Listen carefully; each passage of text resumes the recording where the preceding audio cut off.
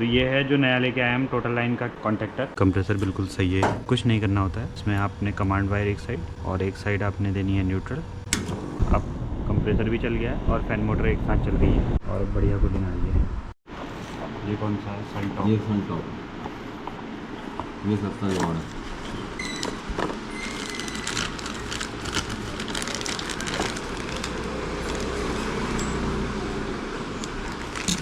ये महंगा वाला है।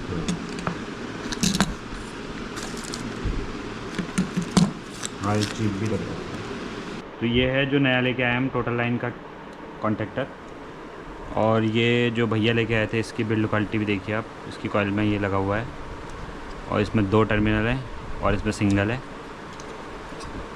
इसका तो ये उखड़ा हुआ है, कॉइल भी कुछ ऐसे ही लग रही है। एक और कॉन्टेक्टर है इनके पास, ये HCC करके है।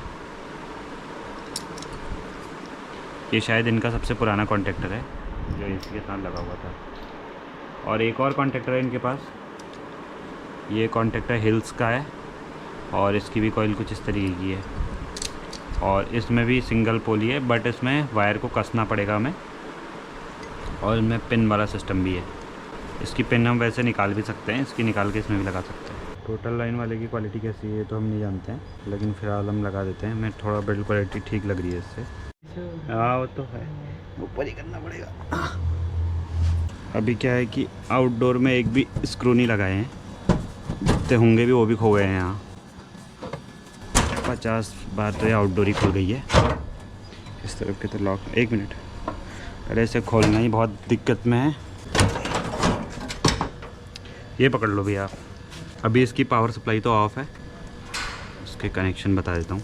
कंप्रेसर बिल्कुल सही है, सही काम किया था ना रात को। ये इसके फ़ैन मोटर की अर्थिंग का वायर है और जो फ़ैन मोटर की कॉमन वायर है ये ब्लैक है। इसको हम निकाल लेते हैं यहाँ से, मैंने क्योंकि डायरेक्ट किया हुआ था ये। बाकी सब कनेक्शन तो ठीक ही किए हैं उस बंदे ने। अब मिस्टेक क्या हुई है देखते हैं। ये इसका प्रेशर स्विच, ये जब प्रेशर स्विच में कुछ गड़बड़ हो जाएगी तो ये कॉन्ट्रैक्टर को सप्लाई नहीं होगा और हमारा आउटडोर ट्रिप हो जाएगा। इसका सिर्फ इतना ही फंक्शन है इस प्रेशर स्विच का। इसकी 2 वायर ये हैं, यानी कि ये 2 वायर हैं इस प्रेशर स्विच की। पहले इसको प्रॉपर कनेक्शन करेंगे, अगर चलेगा तो ठीक है, अगर नहीं चलेगा तो फिर हमें प्रेशर स्विच डायरेक्ट भी करना पड़ सकता है। ये कंप्रेसर का कॉमन वायर है और ये 1 2 3 यानी कि फेस और न्यूट्रल है और ये कमांड वायर बीच में है। कॉन्टेक्टर दे देना भैया। हाँ यही, अभी रुको, अगर ज़रूरत पड़ी तो ये जो वायर है ये यहाँ कहीं कनेक्ट होगा, लेकिन इसमें है नहीं पॉइंट बना हुआ, तो इनके पुराने कॉन्टेक्टर में से खोलना पड़ सकता है। तो इनका जो हिल्स वाला कॉन्टेक्टर था ये वाला पुराना वाला, इसमें 2 पिनें निकली ऐसी वाली और इसमें पिनें आई नहीं थी, तो इसमें लगाने की कोशिश करता हूँ। या तो इसमें से पिन खोल ली थी या पता नहीं क्या हुआ, लेकिन कॉन्टेक्टर ठीक है, मैं चेक करके लाया हूँ। इसमें इस तरीके से लगाएंगे इसको और ऐसे बैठा देंगे। पहला हमारा रेडी हो गया है, सेकंड वाले को भी करते हैं ऐसे ही। ठीक हो गया, कॉन्टेक्टर तैयार हो गया है, भले ही जैसे भी हो जुगाड़ से। अब ये है हमारा फेस। अब हम इसकी वायरिंग को खुद से बनाएंगे। तो ये जो है ये फ़ैन मोटर की वायर है, ओके। अच्छा, कैपेसिटर का मेन है, इसको भी निकाल लेते हैं। पिनों को निकालने में थोड़ी सी दिक्कत हो रही है, बाद में फिर दोबारा लगा लेंगे। तो जो इसका कंप्रेसर का वायर है वो हम यहाँ पे लगा लेते हैं पीछे की तरफ, ताकि इसे डिस्टर्ब कोई ना करे। और ये जो वायर है ये कॉन्टेक्टर के किसी भी ऊपर या नीचे किसी भी टर्मिनल पर दे दो।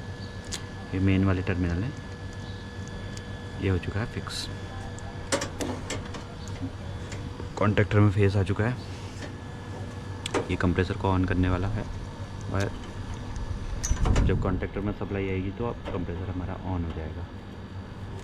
ठीक हो गया, इसको यहाँ पे इस तरीके से रखेंगे। ये कंप्रेसर का वायर, ये मेन वायर। अब बात ये आती है कि कॉन्टेक्टर ऑन कैसे होगा। ऑन होने के लिए सबसे पहले इस तार को हम लगा लेंगे यहाँ,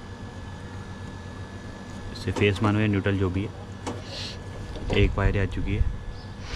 अब जो हमारी कमांड वाली वायर है, कमांड वाली वायर इसमें से गायब कर दी है इसने।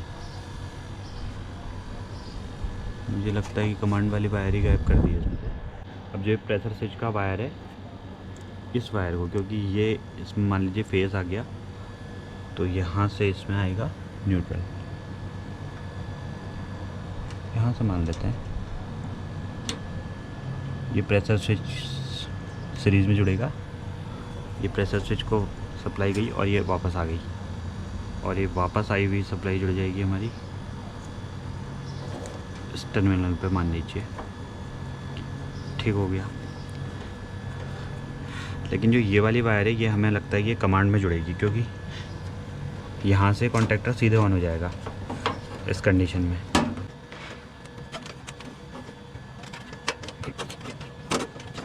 ये जो पतली वाली वायर है, इसको हम जोड़ देंगे बीच वाले में, क्योंकि यही आउटडोर को ऑन करने वाला मामला है।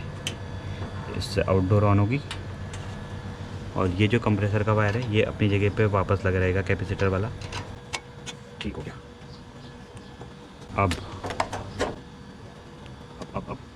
ये कैपेसिटर का वायर है, तो फैन मोटर को फेज़ और न्यूट्रल चाहिए। मान लीजिए इसको मैं बना लेता हूँ फेज़, और इसको बना लेता हूँ मैं न्यूट्रल। तो इसको अगर मैं यहाँ कनेक्ट करूँ कंप्रेसर वाले टर्मिनल पे, क्योंकि हमारा ये फेज़ है, ये न्यूट्रल है। अब ये वाली जो सप्लाई है ब्लैक वाली, ये कहाँ गई है? प्रेशर स्विच में, और प्रेशर स्विच यहाँ। तो ये हो सकता है यहाँ कनेक्ट। लेकिन इस कंडीशन में होगा क्या कि प्रेशर स्विच को क्योंकि डायरेक्ट सप्लाई मिली हुई है, तो यहाँ से प्रेशर स्विच से डायरेक्ट फ़ैन मोटर चल जाएगा, और कस्टमर को पता नहीं लगेगा कि आउटडोर का कंप्रेसर ऑन है नहीं है।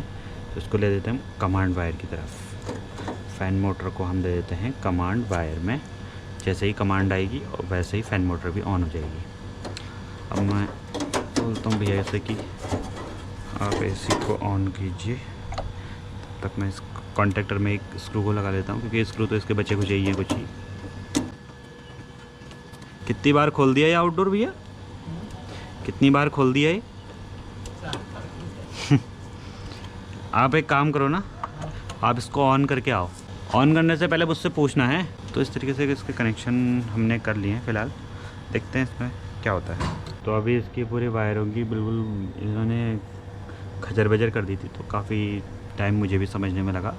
थोड़ा सा वायरों का कंपनी के तरीके से लगाने में थोड़ा सा फ़र्क होता है। तो बिल्कुल वैसे ही तो हमने नहीं लगाया, हमने अपने कनेक्शन खुद से बना लिए। दोबारा स्टार्ट करना भैया। तो अब देखते हैं कि कितनी देर में ये चलता है, और ट्रिप तो नहीं होता है कंप्रेसर, और फ़ैन मोटर और कंप्रेसर एक साथ ऑन होता है कि नहीं। मैंने अंदर ऑन करने के लिए बोल दिया, मैं आप हाथ नहीं लगाऊंगा क्योंकि करंट हो जाएगा। कुछ नहीं करना होता है। कंप्रेसर की जो इस तरफ के टर्मिनल होते हैं, इसमें आपने कमांड वायर एक साइड, और एक साइड आपने देनी है न्यूट्रल। कोई सा भी कॉमन न्यूट्रल देख सकते हैं। यहाँ से एक फेस जाता है और यहाँ से आउटपुट होता है, बस इतने से ही कनेक्शन होते हैं। यहाँ से कमांड वायर का फेस, यहाँ से एक कोई भी न्यूट्रल, यहाँ से फेज़। इन दोनों में सिर्फ फेज़ ही रहेगा, ताकि कॉन्टैक्टर नीचे दबेगा और फेज़ निकल जाएगा आगे। और पता नहीं इतना काम करने में इतना टाइम क्यों लगा। अब इसे देखते हैं कब चलता है। थोड़ा टाइम लगाएगा लगता है ये कंट्रोल फेज़ को आने में थोड़ा सा टाइम लगेगा। इस पर वोल्टेज चेक कर लेते हैं एक बार। कमांड वायर से सिग्नल, ये तो क्योंकि मेन है, अभी कमांड वायर से सिग्नल आया नहीं है। अगर यहाँ से मैं करंट यहाँ दे दूँगा तो ये ऑन हो जाएगा एसी। एक बार दोबारा और चेक कर लेता हूँ कि वोल्टेज आ रही है कि नहीं आ रही है। इसमें पूरी वोल्टेज है, इसमें वोल्टेज नहीं आ रहा है, पता नहीं क्यों। ठंडा नहीं कर रहा है। हाँ हाँ, ये देखो अब कंप्रेसर भी चल गया है और फैन मोटर एक साथ चल गई है, और अब कूलिंग इनकी बढ़िया बरकरार रहेगी। इनका कॉन्टैक्टर का काम भी हो चुका है। काम पर हमें भी मज़ा नहीं आया इनके, क्योंकि वायर वगैरह सब मतलब स्क्रू पेज सब गायब है यहाँ से। हम भी क्या करेंगे, हम भी अपनी तरफ से कांच से लगाएंगे, ऐसे ही बंद कर देते हैं इसको और फिर चलते हैं अपने घर को। कूलिंग भी मस्त आ रही है इसकी। तो फिलहाल इस वीडियो में इतना ही। आउटडोर तो इस एसी की बहुत ज़्यादा बड़ी है। यही वो ओनिडा का एसी है, और इसका एमसी भी है ये। किया ऑन। इसको ठीक करते करते इसकी डिस्प्ले ख़राब हो गई। स्विंग थोड़ा नीचे करते हैं और बढ़िया कूलिंग आई है।